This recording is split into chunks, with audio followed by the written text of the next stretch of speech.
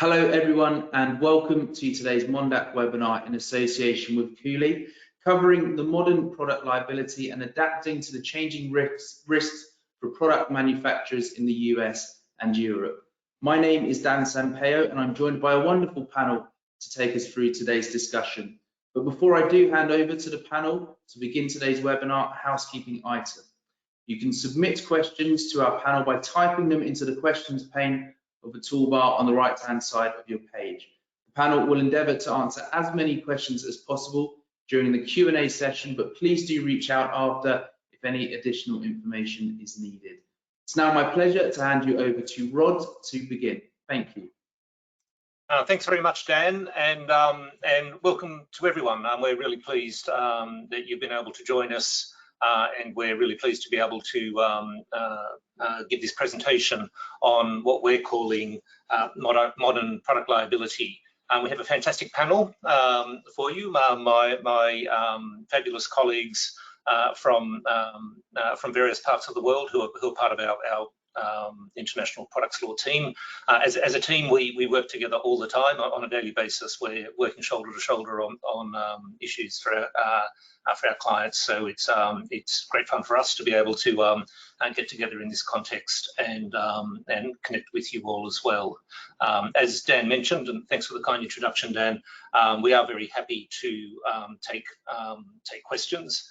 So please use the chat function, and we really want this to be as interactive as possible. So don't be shy, and we'll be more than happy to tackle any questions. But we are certainly very pleased to be able to collaborate with MONDAC to deliver this, which is a bit of a first for MONDAC actually. And for us, it's a real indication that these issues around product regulation, product compliance, product liability are very much becoming bigger and bigger ticket items for companies all around the world.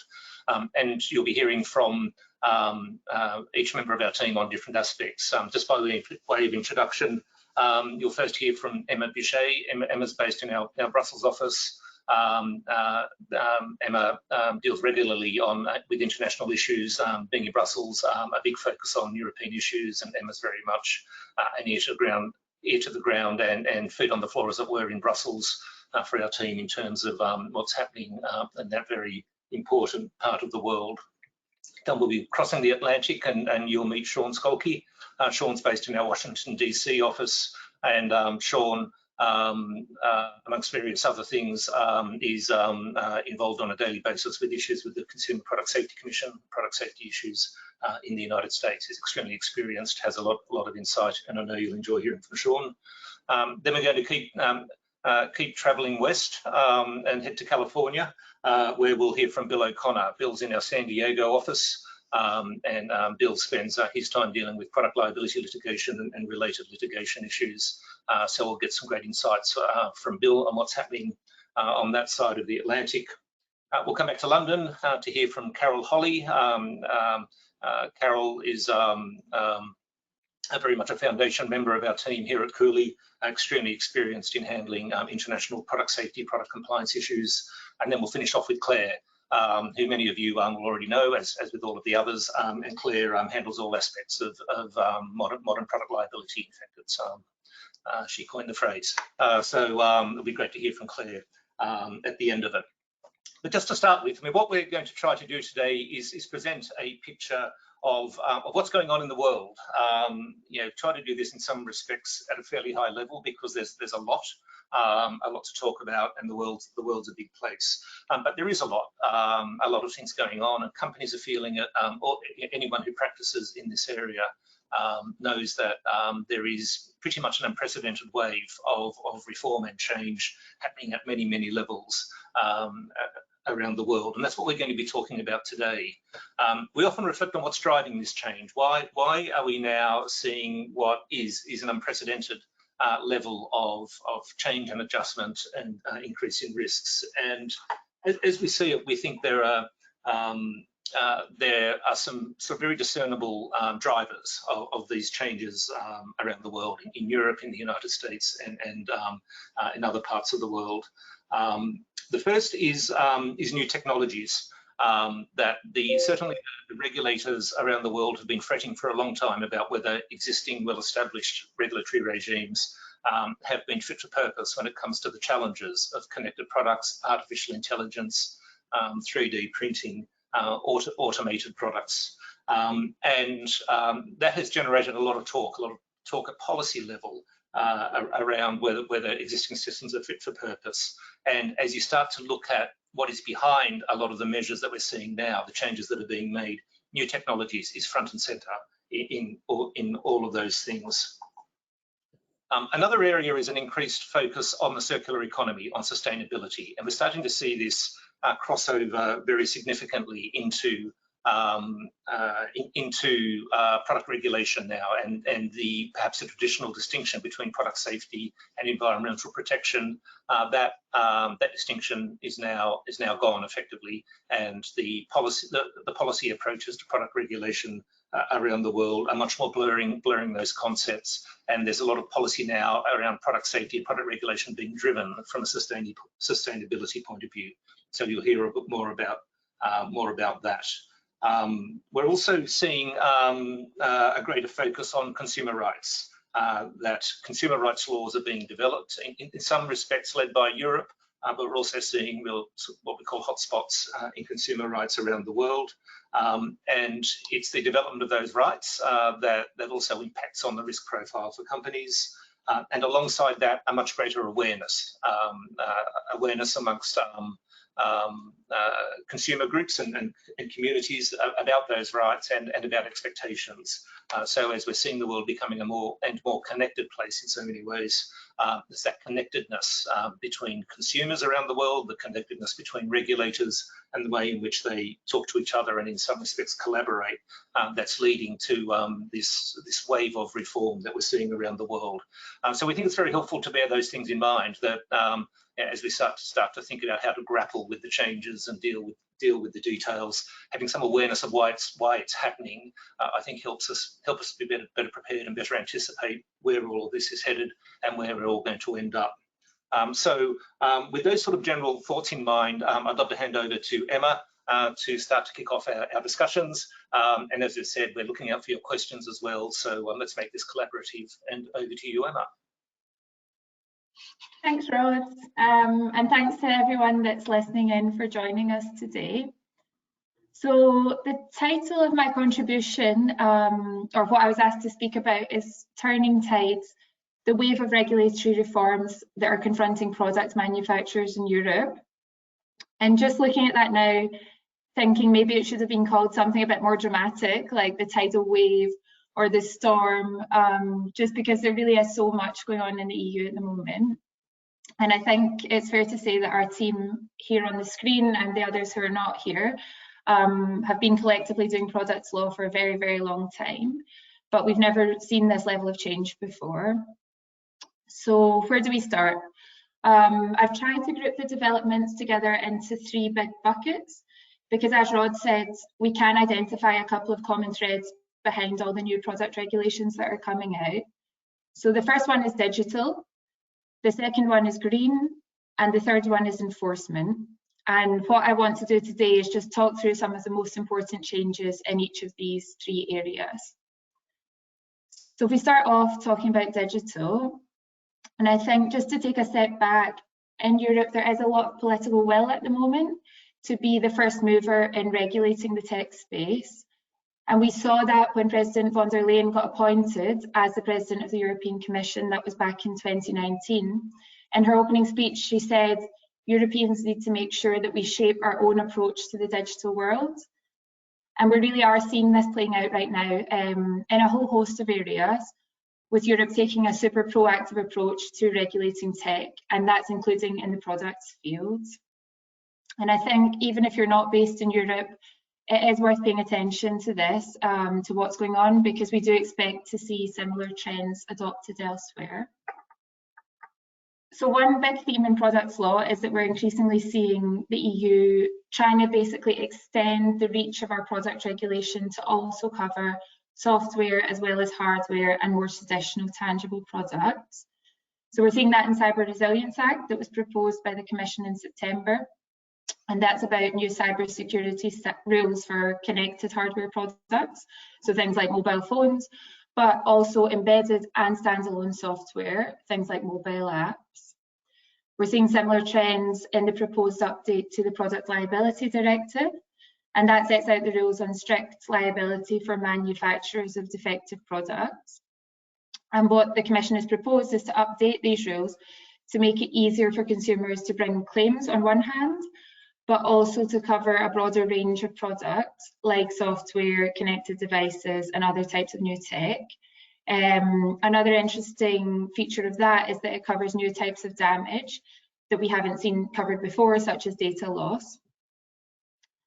And just lastly, before we move on, I think we can't talk about digital product regulation without mentioning the Artificial Intelligence Act.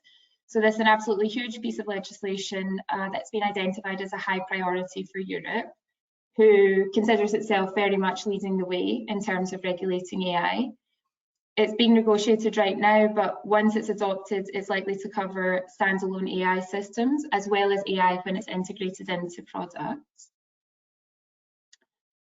So just moving on to the second bucket of measures that we're seeing being adopted at the moment in the EU, that's called green. So a big theme at the moment in Europe and also elsewhere in the world, I think it's fair to say, is that legislators are trying to align product safety law with their own national or international climate strategies. This is partly because there's kind of a recognition that products manufacturing is energy intensive, it is resource intensive, and it's not always necessarily easy to refurbish or recycle products at the end of their lives.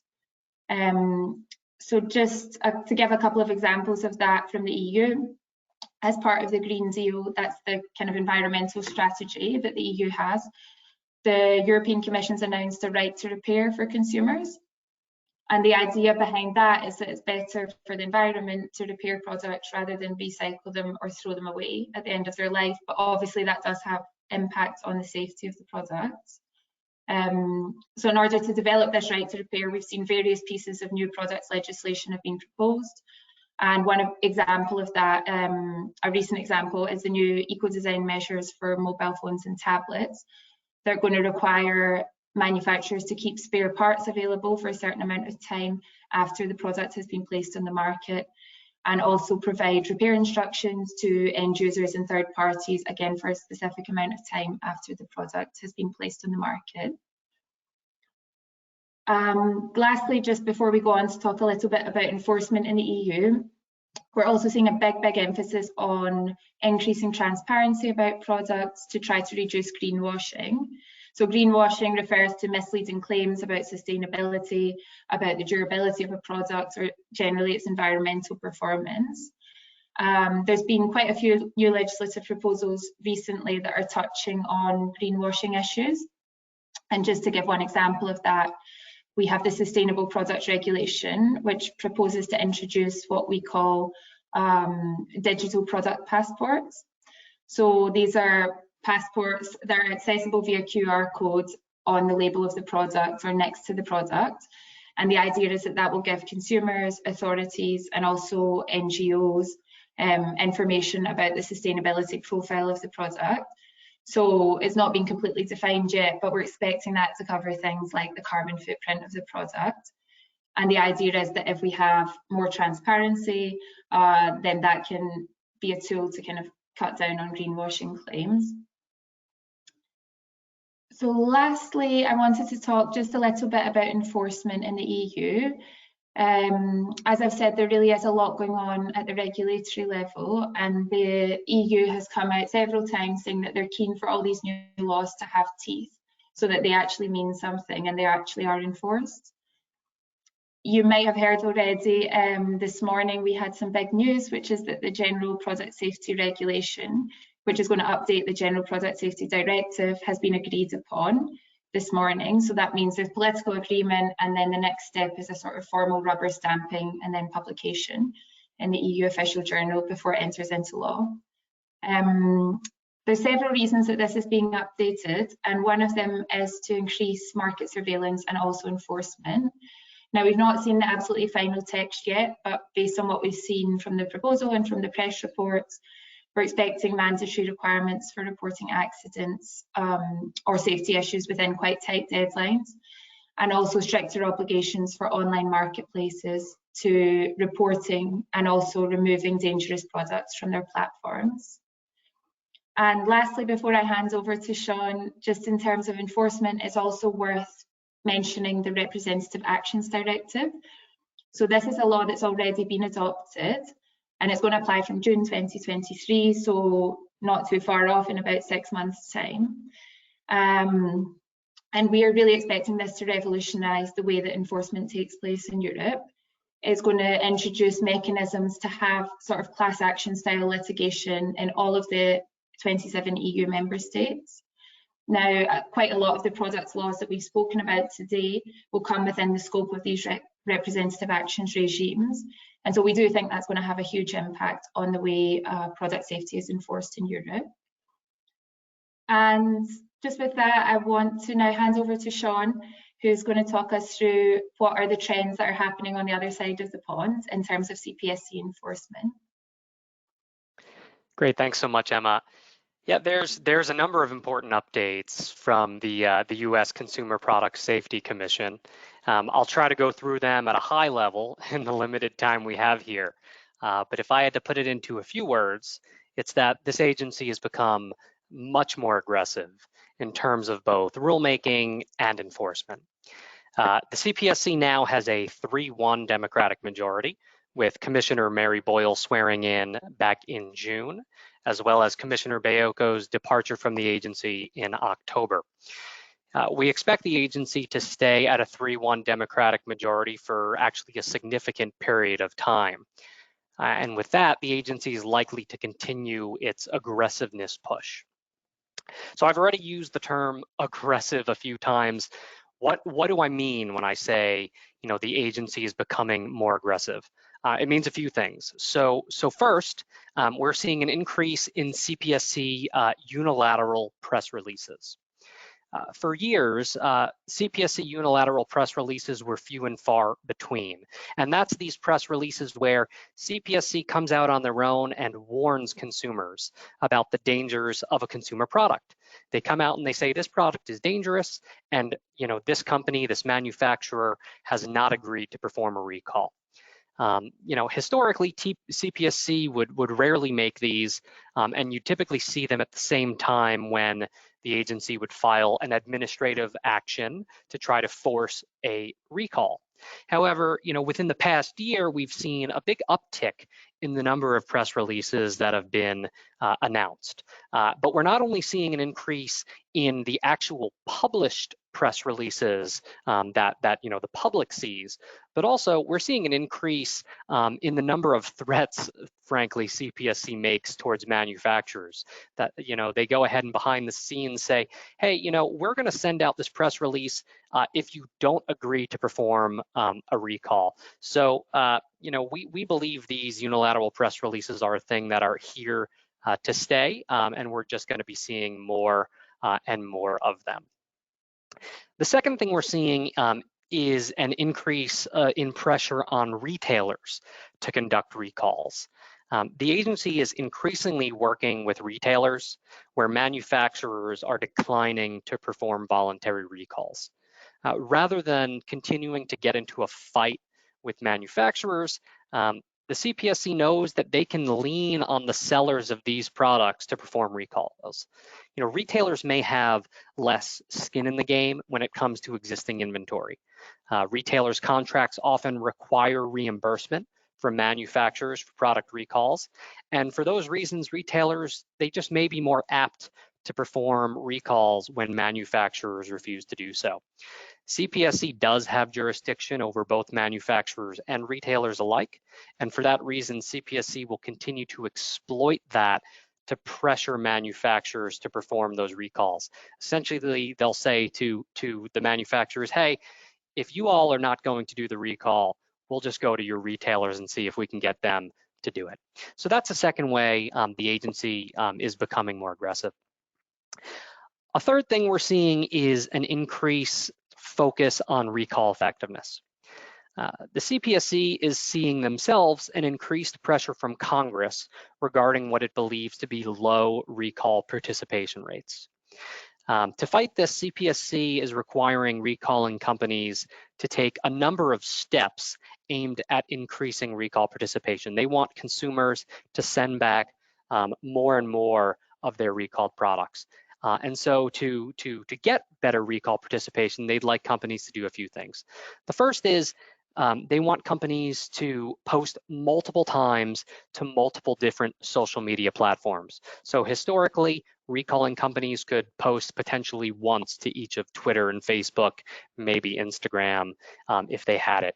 Now CPSC is looking for companies to post, a few times the first week of the recall, and then maybe once a week thereafter for the first month. Really try to get the word out to consumers about product recalls. The second thing is directly notifying known purchasers at least 2 times. So instead of just sending that email to consumers, hey, you've purchased a recalled product, and then walking away from it, CPSC is now requesting at least 2 notices. If a consumer does not participate in the recall after the first notice, approximately 2 weeks later, the CPSC will insist a second notice go out the door. The third is the CPSC wants recalling companies to notify third-party e-commerce platforms and resellers about recalls.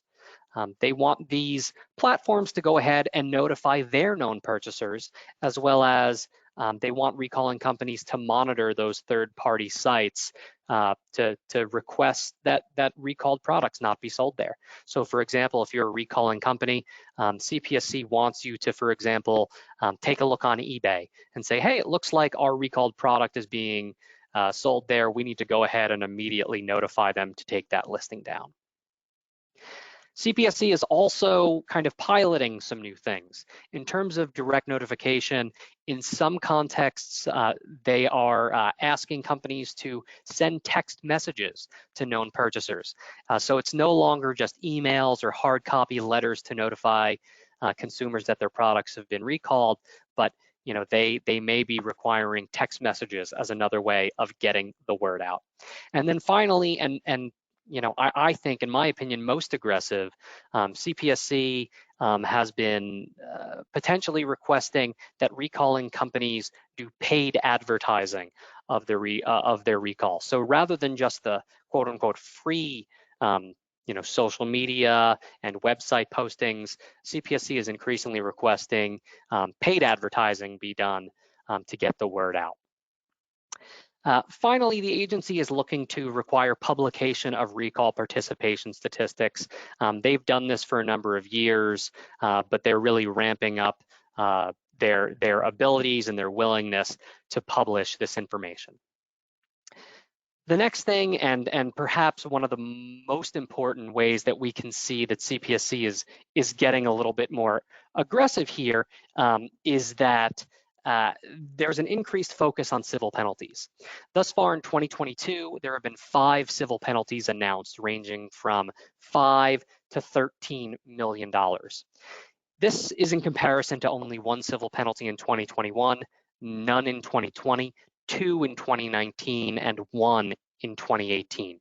So we can immediately see that this agency is focused on using civil penalties as a deterrent, and will use these civil penalties to send a message to the regulated community.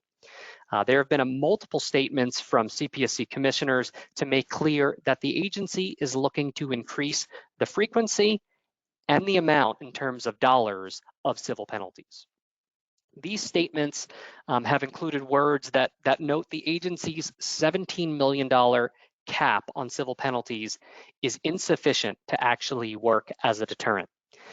Some statements have noted that a $17 million penalty may actually just be seen as a cost of doing business, a parking ticket, or a minor inconvenience for large companies whose revenues may be in the billions of dollars. So we see there's an increased focus on increasing the amount of civil penalties, surely, and we do expect these civil penalties to increase both in the number that are being publicly announced, as well as the dollar amounts.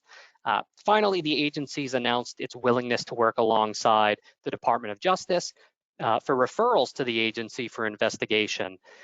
This goes to potential criminal conduct relating to companies' failure to report product safety issues in a timely manner. So that's a whole lot that we tried to jam pack into just a few minutes.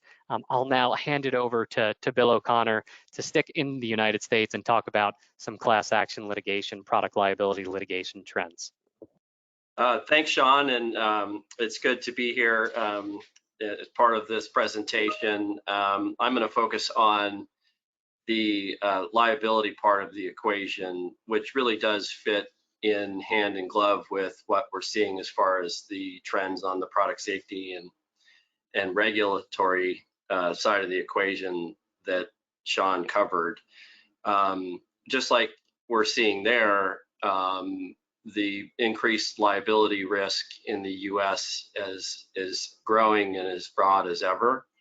I think the headline from my perspective of a lawyer spends the majority of his time defending product manufacturers in product liability litigation in the United States and abroad is that our courts are certainly open for business.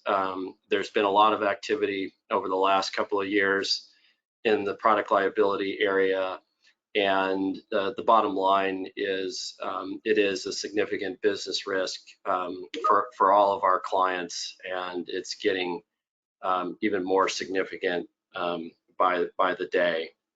This is manifesting in a number of ways. First, since the courts have reopened over the last couple of years in 2021 and 2022, there's been an increase in the number of very large verdicts, nuclear type verdicts, 8-figure plus awards that just based on anecdotal evidence, talking with clients and seeing the reports of these verdicts coming in, are coming in at a higher frequency and a much higher amount. A lot of discussion around the reason for that and a lot of different theories, but the bottom line is it's certainly happening, and it's happening across a broad range of products. What we're also seeing on the litigation front is increased exposure to our clients from acquired liability through M&A transactions. So this would be a product line acquired from others that tends to perhaps at the time of the acquisition doesn't really present itself as a serious risk, but does become one over time. There's also just fundamentally an explosion in the number of mass tort cases that are currently pending in the United States throughout the country. This is especially in those cases that are centralized in our multi-district litigation process in the federal courts, and then also through coordinated state proceedings that are managing through a number of procedural mechanisms a very large number of claimants. The number of plaintiffs involved in these coordinated mass tort cases is at its highest level ever, and the result of that is the stakes are higher than they've ever been. Another trend on the litigation front has been the deployment of very sophisticated means from the plaintiff's bar through social media and other avenues to aggregate their clients, which then results in the number increase in the claims. And finally, and I'll talk about each of these in a little bit more detail, another trend that we're seeing is the testing of the bounds of new product liability theories. And this has to do with the product versus service distinction that has been sort of a traditional dividing line in product liability law that is starting to become blurred. And the eroding of certain immunities for online content providers, especially in the area of youth addiction and social media services and applications. And all of this tends to lead to increased risk of liability to manufacturers at unprecedented levels. Cost of business is already increasing due to inflation and supply chain pressure, and we may see some easing of those pressures in the future, but the liability cost will, I believe, remain for quite some time and really unseen in terms of what the overall risk and exposure should be.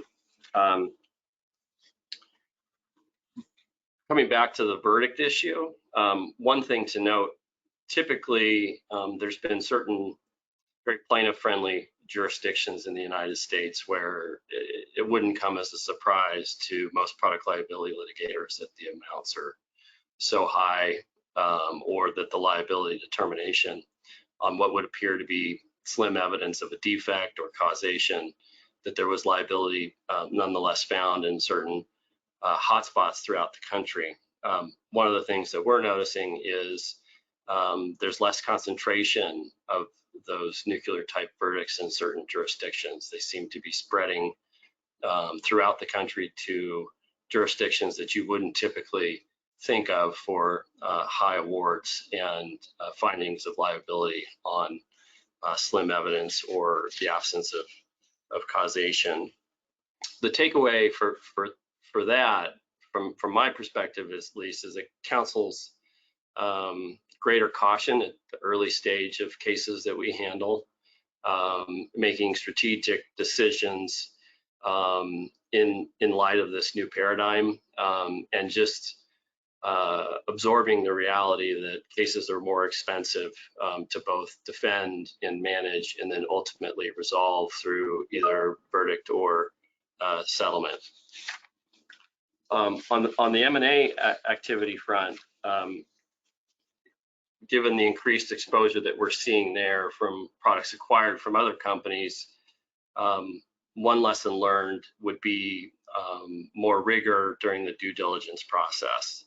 The cost of a recall or a major liability issue from an acquired product can almost overnight wipe out the value of that transaction. So that counsels getting litigators involved in the acquisition process and product safety lawyers to understand product history to avoid that type of risk. And then on the number of cases that we're seeing that are proceeding through the mass tort system, either through an MDL, multi-district litigation, or through the various state court cases, is that defendants are starting to lose the benefits of the efficiency of centralizing those cases and managing them. It's become more and more a all or nothing proposition where the defense has to win every issue, whether it be liability, causation, or establishing a range of reasonable damages awards through bellwether trials. My opinion is that over time, it's become actually harder to settle those cases once they become centralized in some form or fashion. Now, it's not always possible to avoid centralization, of course, but some of the benefits when cases were smaller, fewer claimants, although had several common issues, are becoming harder and harder to settle. The marketing by plaintiffs' lawyers is also, in my opinion, making cases harder to resolve as well. You have an increase in the number of cases that are controlled by fewer and fewer law firms. And so it becomes harder to implement strategies to try to resolve cases when the lawyers on the other side have more leverage vis-a-vis just the number of cases that they ultimately control. And so that is becoming a difficult issue to try to solve for when approaching a mass liability type situation. And then finally, the last trend is on this new line of cases that I mentioned that's testing the boundaries of product liability law, and that has to do with questions of duty. How far does the duty extend if you're not the actual content creator? And also, what is the definition of defect in some of these newer innovative products when you have aspects of a product and a service, and when you're also a content provider, and of course causation. When you get into issues of addiction and mental health on certain products, it becomes a very difficult question in terms to how to address and establish causation. And I think we're going to see a whole new sort of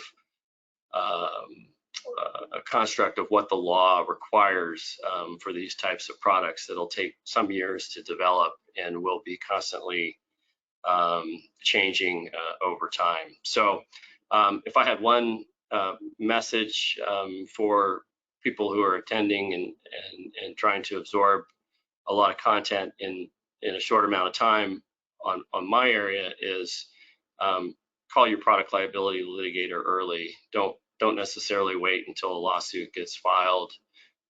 Talk with them about ways to mitigate some of these risks earlier on, so we can bring some of these observations and lessons learned from matters that we've dealt with in the past to help mitigate some of these risks before it's too late. So I'll turn it over now to Carol to pick up on that theme and talk about what we're seeing as far as new developments in her area. Thanks.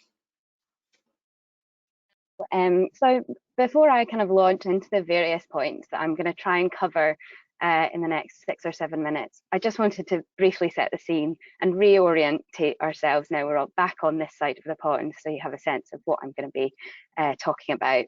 And so what I'm going to try and do in this section is give you a sense of the range and the level of change we're seeing at in the European landscape now, as this relates to kind of 3 interlinked but very important concepts, being safety, compliance, and responsibility.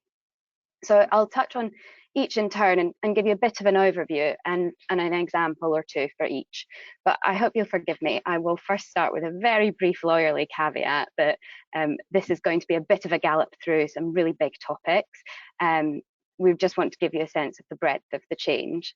And in addition, as Emma kind of flagged, this is really a moving picture, and lots of what I'll touch on is relating to legislation that's going through the legislative process. So we've got an indication of the direction of travel, but we don't necessarily have all the answers quite yet. So first, taking this concept of safety, this is one that I expect everyone here to consider themselves some sort of an expert in, if not in your day-to-day professional life, at least in what you would expect as a consumer of products. And the reason that this concept matters is because it's a requirement for selling products in the UK and the EU and really every country in which you might be selling a product. But it's also important because a safety issue, a product that's not safe or posing risk, will generally trigger an obligation to inform regulators and take other action in respect of that product. And our understanding and our expectations of safety have been shifting, in part due to huge technological developments that Rod mentioned.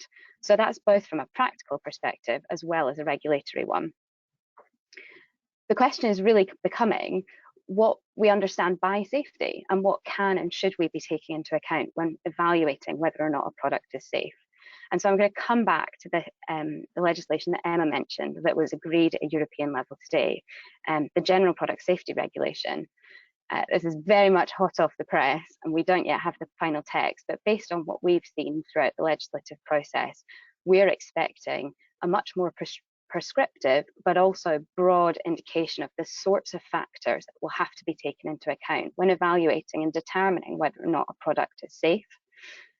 So for example, we're expecting to see quite a prescriptive list of various different factors. So expecting emphasis on implications for safety where a product is connected. That's something we anticipate being quite difficult to determine before a product is made available on the market, because of course so much can change when it interacts with other products later. We expect to see specific consideration being given to persons with disabilities as a category of user of a product. And in particular, we're also expecting changes around cybersecurity features, the evolution or learning functionalities of a product, so kind of touching on those AI features as well. All of that going into a big melting pot of what we need to think about when we're determining whether or not a product is safe. There are also examples of the broadening of the concept of safety in the Draft AI Act, which Emma also mentioned, as well as under a delegated act under the Radio Equipment Directive. And I mention both of those because it's really important to see that these changes are happening in existing legislation, existing regimes, as well as in new legislation that's under development. And the really key point to take away here is that broadening of the concept, and it's getting more complex. And that really matters because this is such a critical requirement, both upfront when you're looking to place a product on the market, and also what you have to do if something goes wrong and what you need to think about. But as you all know, safety is only one element of compliance. There's a whole host of other things that you need to do upfront in order to make sure that you can lawfully sell a product in Europe. And again, these requirements are changing, and they are changing quickly. Some of these relate to examples like Emma mentioned in relation to the environment. Another example is the revision of the Batteries Directive, which is developing proposals, amongst other things, in relation to batteries being readily removable and replaceable. One of the things from my perspective that I think is really critical is the different approach that's now being taken to the CE marking regime, and new concepts and pieces of legislation that are being added to the CE marking legislation. The CE mark, for those of you who are not so familiar with it, is the compliance mark that a manufacturer applies to a product to declare compliance with the laws and standards that kind of require the CE mark. So it's a bit circular, but it's a really critical foundation of the European regime. And a couple of examples of new legislation that's seeking to require the CE mark is, again, the AI Act. So that's specifically addressing providers of high-risk AI systems. That's going to require CE marking. And also, interestingly, the new European Accessibility Act, which is bringing accessibility requirements into the CE marking regime. So that's not going to cover all products, but it's going to cover quite a lot of important ones for the European market. And at the minute, there's not a whole lot of detail about exactly what those accessibility requirements are going to look like, because the harmonised standards, which will really put the meat on the bones, haven't yet been published. So again, there's a lot of fast-paced development there and a lot to be on top of. And practically, there's not often the long lead times that manufacturers of products need in order to implement the necessary design changes. And of course, the devil can be in the detail of those harmonized standards, which aren't always available immediately.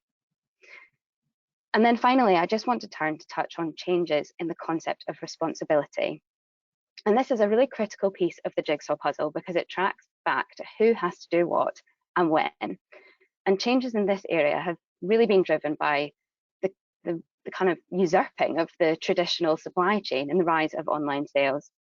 So there's, again, lots of moving pieces here, but the European Union adopted in 2021 some legislation that brings in fulfillment service providers into having responsibility for certain products, again, these CE marking products typically in the supply chain where there's not otherwise an EU-based economic operator. And that's fascinating because that's the addition of responsibility for someone in the supply chain that had never had responsibility before. Similarly, there's a real shift in how online marketplaces are being treated in the legislation. So the General Product Safety Directive is introducing new requirements. Again, exact details to be confirmed when we see the final legislation, but we're expecting to see requirements that allow consumers to notify the online marketplace of unsafe products, as well as strict time periods for taking down listings of unsafe products. There's a lot going on in this space, so I'll very briefly mention that when combined with things like the new Digital Services Act and also the Representative Actions Directive in the EU, there is the potential for enormous impact on these online marketplaces. And you might think that these changes aren't relevant for you unless you're an online marketplace, but I'd really challenge you to think again about that. And the reason for that is that in allocating responsibilities to different actors in the supply chain who hadn't previously had those responsibilities, we're potentially seeing the dawn almost of quasi-regulators, because where the liabilities that weren't there before are now on these actors, you're likely to see that they can will be taking down products. They will be potentially taking actions that make it more difficult, create more friction in the supply chain. And so that can have a kind of a really vast impact where you wouldn't have necessarily seen that before. I suspect I'm now either out of time or over, and I apologise both for the speed and the high-level nature of that update. We're really happy to answer questions, but I will now pause for breath and I will hand over to Claire. Thank you very much, Carol. And just a further plug to say, there is time for Q&A at the end. Feel free to put your questions in and we'll try and get to those. And I can rattle through my section to make sure we've got more time to hear from yourselves and what's on your mind. So for our last section, bearing in mind everything that we've just heard and acknowledging that there is an enormous amount that product manufacturers and distributors and retailers are having to grapple with in terms of modern product liability, we wanted to look at some practical solutions for how best to go about managing these emerging challenges. Now, there is no one way of doing this. I'm afraid we can't give you a blueprint, but we hope that some of the following will provide you with food for thought and be helpful to help you navigate these increasingly turbulent waters. You can start this process in a number of ways, but for us, we think it is critical to understand your business. That's what we do with all of our clients. So what's the business model? What products and services are you dealing with? Which countries do you operate in? Which countries are you sourcing products from? And who are you supplying to? Consumers, other businesses? How are you supplying them? E-commerce, marketplaces, bricks and mortar, retail stores. It's important to understand your business because that's going to help you effectively triage all of the different issues that are crossing your desk. Timber regulations aren't going to be important to you if you're a medical device software developer, but they are going to be if you manufacture furniture. Equally, cyber resilience requirements matter significantly if you supply and develop IoT devices, but perhaps not so much if you're producing food and beverages. It'll be a continuous process because businesses change. They can be acquisitive, they can divest, move countries, expand and contract, and all of those therefore impact what risks are relevant and also no longer relevant. Once you understand your business, that puts you in a position to more effectively move to what we see as being the next stage of managing risk. And we think this can be looked at in two parts. So firstly, being cognizant of the current risks that are relevant right now. So that's the current landscape that you're in. What's the regulatory landscape that you operate in and currently applies? Do you understand that for all countries that you operate in? Who are your key regulators and what are your relationships like with those regulators? Do they know you? Why do they know you? Do you have experience of collaborating with them? Or are you on their radar for previous compliance issues?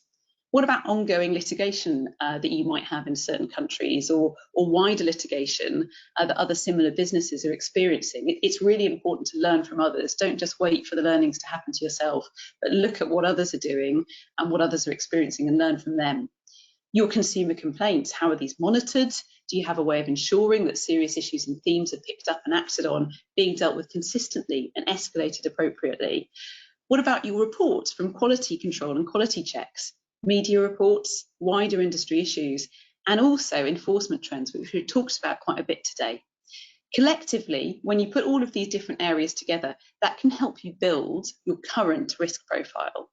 But the second part of this is horizon spotting. You may well know where you are right now, but in terms of what's coming down the line, without a doubt, this is probably one of the most challenging areas to address as a business because as you've heard today, there is such a lot happening in terms of new legislation, policy, enforcement, increased litigation risk, and it's a lot to stay on top of, especially when you get new areas of regulation that we've not had before, and also the rate that it is emerging at. Failure to be across these risks of itself risks failing to protect the value in your businesses. So if a new area of regulation emerges, such as AI or cyber resilience, and your business relies on those technologies as part of your product offering, you might need to know how potentially to change, because it might impact the way that your product is designed, how it's manufactured, how it's marketed. It might introduce new concepts, new obligations, new concepts of risks. It may even make your product, your offering, illegal.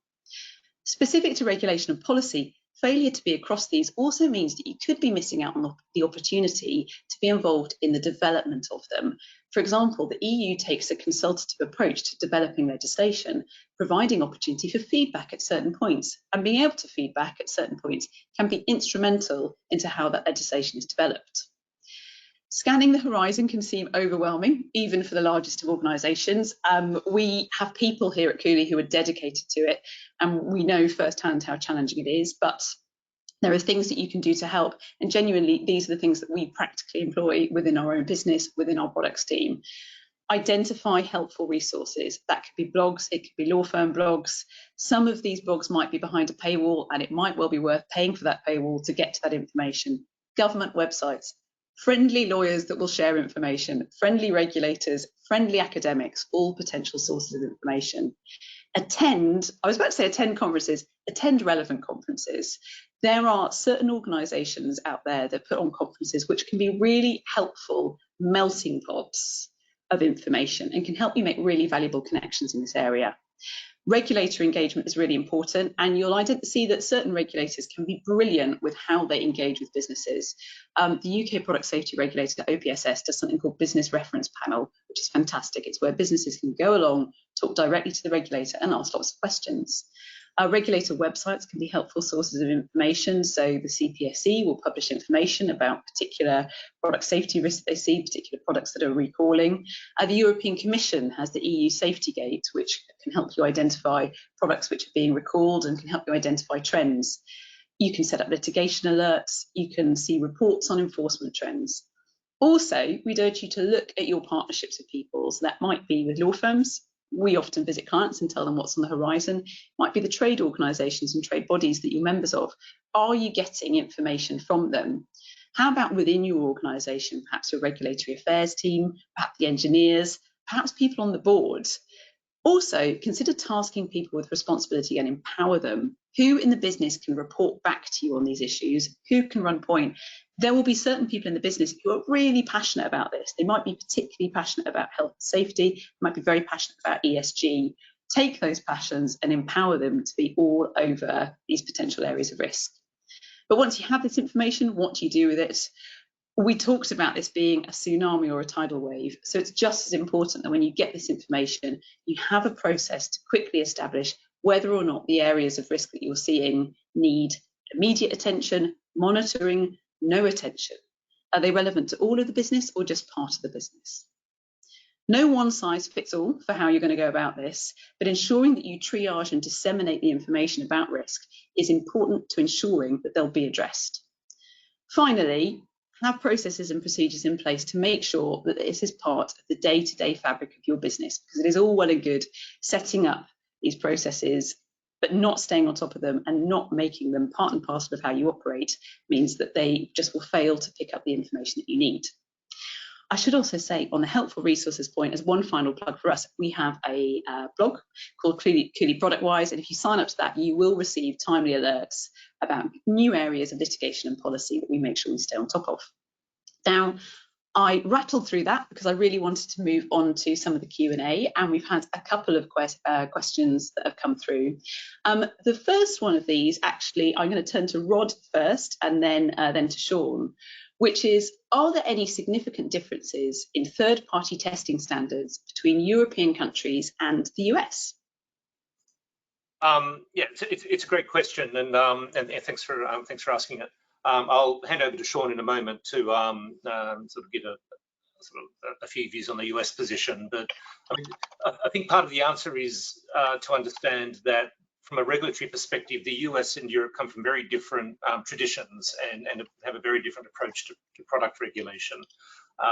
So product regulation in Europe is very much structured around the very heavy use of industry-led standards, which, whilst not exactly part of the law, are very much sort of embedded in the law. So that European regulation does rely upon standards to complete the regulatory picture, perhaps in a way that most other parts of the world don't, except to the extent that they follow the European lead. So we do see certainly some sectors where where mandatory third-party testing is required, others where it's not. But in terms of the expectations, we do see quite often a lot of difference between the US approach to compliance and responsibility for compliance and the approach that's typically typically taken in Europe. So there's no sort of one size fits all answer to the question, but it is a great question and can give rise to frustration for manufacturers. But I'll hand over to Sean for a US perspective on that. Yeah, from the US perspective, the CPSC views voluntary industry third-party standards that they haven't adopted as almost like a minimum floor, but not sufficient to avoid recalls. So the CPSC views them as instructive. They, of course, want to make sure that companies are testing their products to a standard, and industry and third-party standards are important. They're helpful for setting that minimum baseline. However, that doesn't mean they won't take action against a product that does fulfill the requirements of that third-party standard. So they are instructive, they are helpful, but generally speaking, if the agency hasn't adopted that standard as mandatory, it's really just that. It's really just an instructive standard, which does, to an extent, really differ from the EU, and it also differs from product to product as well. Fantastic, thank you very much, Sean and Rod. Another question that we've had in is, how can a small US manufacturer looking to expand into the UK EU markets keep up to speed on all of these rules and changes? I could plug us, like I say, contact us, but let's come up with some more practical solutions for you. Emma, have you got any thoughts on this, bearing in mind that you're Brussels based? Yeah, so I think it just comes back to a lot of the things that you already talked us through, Claire. Keeping on top of what's going on as much as possible, trying to get information from various sources. We do receive a lot of questions from small companies planning to launch in Europe for the first time, and we can do like very high level advice on that, just the key things that they need to be aware of depending on what the product is. Those would be my main things. Anything else, Claire? Do you know what? I would say never ignore the power of Google.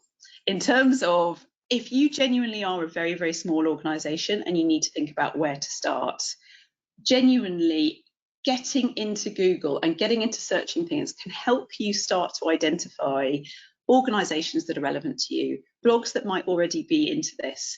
I'd say also the European Commission's website can be a really helpful source of information. They can be very good at categorising things according to technology or chemicals, and that can be a very helpful way to start thinking about this.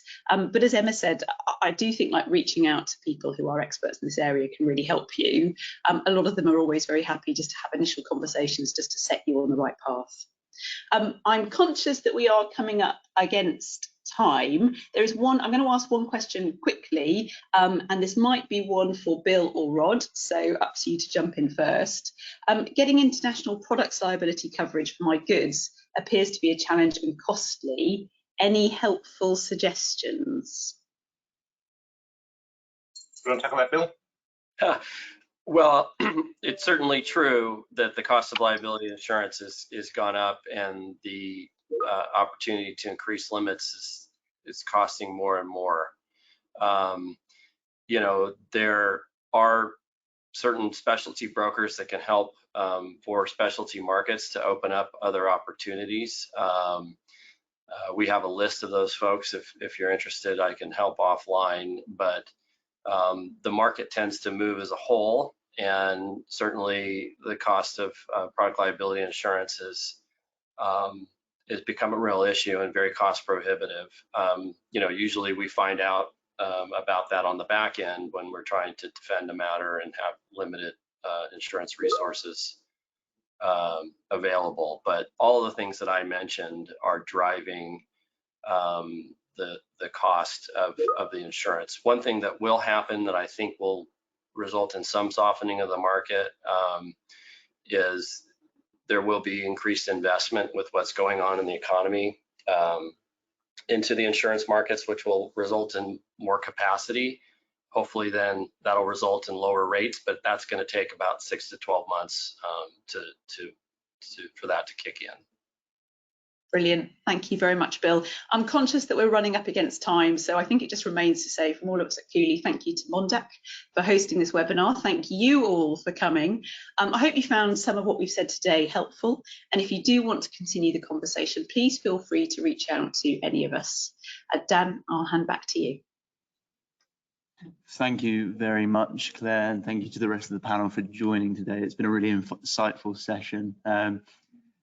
A thank you to the audience for joining us as well. I hope we can see you again soon. I hope you have a good rest of your day. Thanks very much. Thank you. Bye. Thank you.